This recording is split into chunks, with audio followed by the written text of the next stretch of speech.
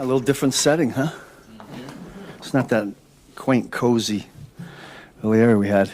Real quick, real proud of the way the guys played last week to get us to this point. Feel really blessed to be in this game, really honored to be in it. Thank God every day to be able to be working again this week. So with that, I'll open it up.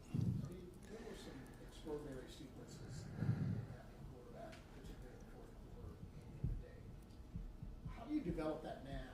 How did you develop that knack? Knowing when to come after them, when not to? Was it all down, distance, score, time of game? Or was there...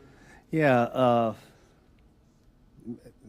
probably a little bit of more of a feel than anything else. I mean, listen, I know the guys do enjoy that part of it. Like, they like to be aggressive. I mean, every DB and every linebacker will tell you that they want to blitz. You know, you can't do it every down. And, you know, there may have been some in there earlier, if I go back, you know, that didn't quite work the way we wanted. Fortunately for us in that part of the game, the guys executed it exactly the way we had practiced it, and they ended up being positive plays for us.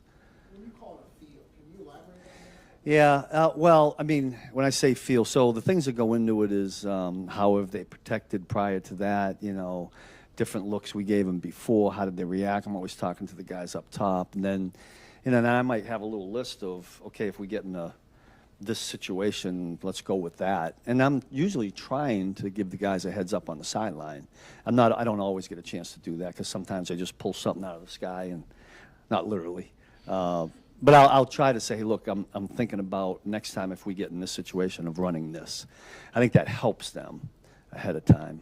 It doesn't always work that way, but we were fortunate in this past game to have that happen. What is like the biggest difference regular season playing against Josh and then, you know, Yeah. Regular season, but postseason. Well, I don't know. We're not banking on that. I know one thing. When we went up there to play them this past year, it felt like a playoff game. You know, I mean, I think both teams approached it that way. And we all know, we all talk about how the speed of the game goes up in these games. I mean, everybody's focus goes laser focus. And he is, I mean, he's a premier threat in this league. I mean, we all know that, right? Not just with his arm, but with his legs and how big he is. I mean, I'm amazed every time I put the tape on. I mean, I was shaking my head this morning talking to the guys going, how do you stop this guy? And I made one comment to one of the coaches. I said, now I know how other defenses feel that we play when they're going against Patrick, because they just do things that are uncanny and so talented.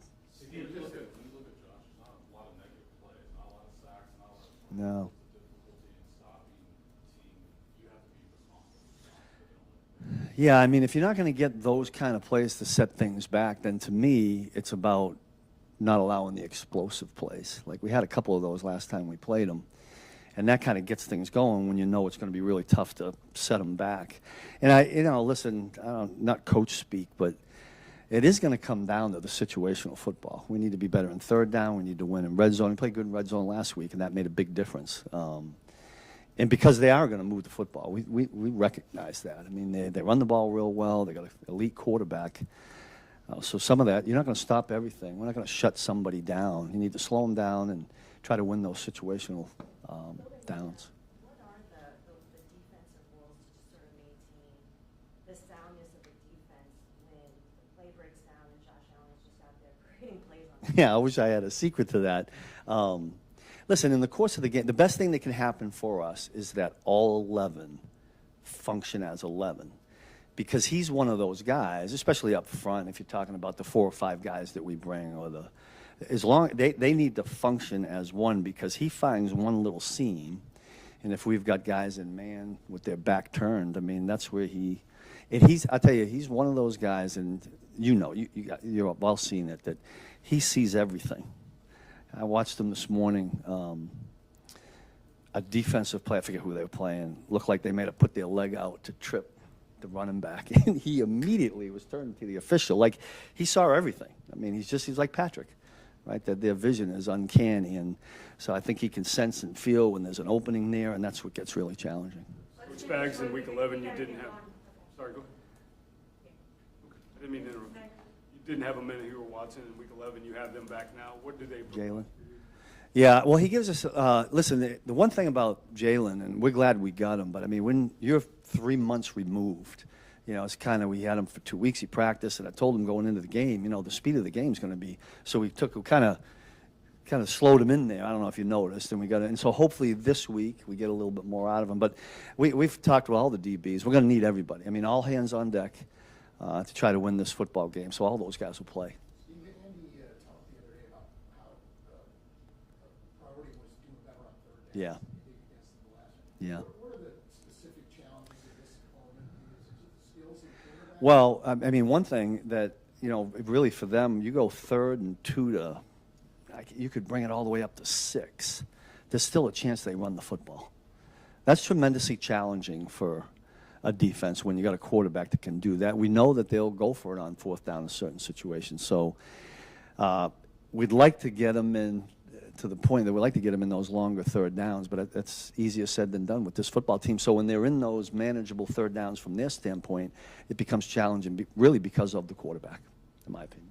So really, mostly Pete, Nate, and Matt, really quick. Both Justin Reed and Nick Bolton pointed to eye candy yesterday. I guess how much of an emphasis is that for you this week? Yeah, from our standpoint, it's all about eye discipline. The eye candy is all the moving that they do. They're really good at it. I mean, you talk about, we're watching plays on tape and wondering how they practice it and get the timing down so well. But they've done a great job up there as coaches, and we just can't let our eyes get lost in all of, that's what Nick and Justin are talking about. So there's been a big emphasis on that this week.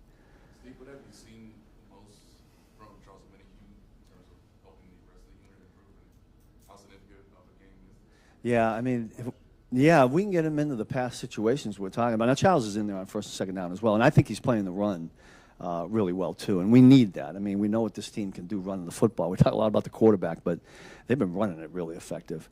But he gives us length, and he's a relentless pass rusher, and he's had, you know, there's been at least 2 I can think of, you know, where one of these days we'll come up with that ball when he knocks it out. But he's long and loves to rush the passer, so hopefully we can get in those situations to get him out there. You obviously play a lot of nickel and dime formation, but it seems like there's been a lot more emphasis on the safety with playing more Jamari, playing more Jaden. Yeah. What's been kind of the function of that? What do you like about that? Well, both those guys you mentioned are real versatile. You know, you put B. Cook, Justin Reed, Jaden in there, Chamari, and even C. Rowe, you know, Chris Rowland Wallace. I mean, they're all really instinctive, natural football players. They can't all play at once. But, you know, if you've been around, we've been around together for a while. I mean, you know, we like the moving pieces and the different bodies. I think it makes it, or hopefully it does make it challenging for the quarterback when there's different jersey numbers out there. And as long as guys can go out there and produce and perform, we'll play as many as we can. We good? All right, thank you.